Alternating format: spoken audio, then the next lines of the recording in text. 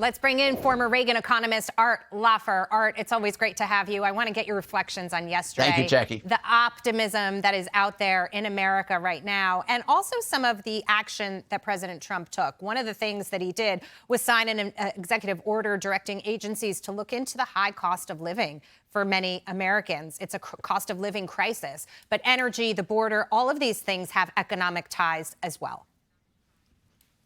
Yeah, they sure do. And, you know, looking at all these agencies and departments and all of that, making sure they stick on the mission, they're doing their things efficiently, they're not creating more problems than they're solving. You know, I think that's just wonderful what he's doing. I mean, he put this under a sort of a label of cost of living, but it's really providing good services for the American people at low cost and doing it efficiently. And if you don't do your job, if you're not there, get the heck out of the way and go. I think the most beautiful one of all is the electric vehicle mandate. I mean, getting rid of that's so critical, and getting rid of the climate accord. As you probably know, Jackie, this country, we're doing a lot better with regard to climate emissions and all of that than the rest of the world, and yet we're the ones not in the accord. We shouldn't be. I mean, we really have done a great job on that on our own.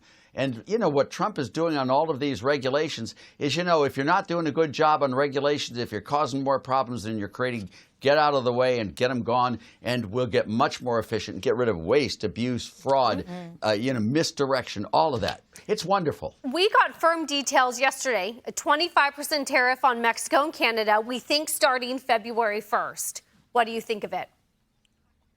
I will have to wait and see what happens. But I would imagine, just guessing, I don't know this, but that Mexico and Canada may not be that happy with that solution. So they may come down to Trump and talk to him about what can they do to avoid this tariff being put on them. And maybe, just maybe, they'll do something good for the U.S., keeping illegal aliens out of the country. Maybe they'll do something about reducing their tariffs on U.S. products going into their countries. There's a lot of things they can do. He's putting a lot of pressure on them to come down and talk to him about what they can do. And I think that's wonderful. Well, he did lay out some of the things that he wants from them. So it's not like he just said, I'm going to throw tariffs on you. It's a little back and forth. But Art, here's another thing. I want to know what you think about this. So the president has been out there touting the External Revenue Service. That's kind of his way to collect money on the tariffs. And, you know, I noted actually in his address yesterday, that was one line that did not get applause. A lot of them did. That one actually didn't. I'm curious if he's kind of testing that out. Do you want to see an External Revenue Service? Do you want to do it some other way?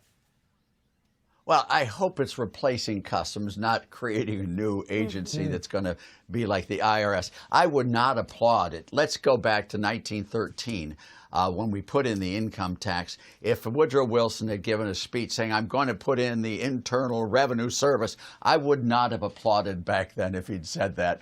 Just for the record, I think creating more tax collection agencies is not the right thing, but replacing is fine. And I wish he'd use those 80,000 new IRS agents. And, you know, if he doesn't fire all of them, any ones that he does keep them, put them on the external. That's fine with me.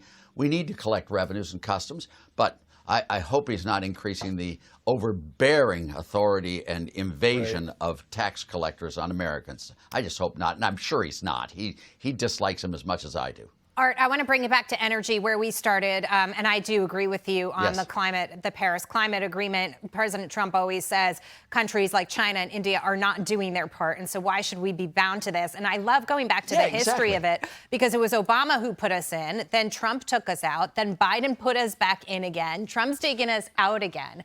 And my question to you is this: if he continues with executive orders to the magnitude that he has been doing it, do you worry that our golden age will be potentially in peril in 4 years because those executive orders just get reversed? Well, maybe. I mean, you know, we're always in peril. We're always in peril as to what can happen in 4 years from now. I mean, if we elect a bad president in 4 years from now and it does all, the future is very hard to control.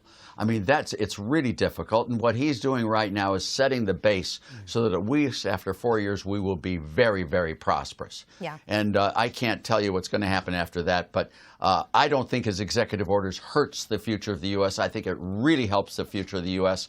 And the more he does, the better off he is. And the more we win, the better off we're going to be as a country in the future. What he's doing is setting up a terrific bench of young Republican leaders that he can pass the torch to as well. Art, great to see you. Thank you. Yeah, well, great to see you. I like old people, too, now. Don't ever forget about people like me. We do, too, Art. We like old people, too. Thank you. 84 is the new 12. You're not 84. 84 years young. Never believe it. I am 84. Congrats, Thanks, sir. guys. See ya. You have fun. And congratulations. What a wonderful day yesterday was. Yeah, thank you. Good stuff.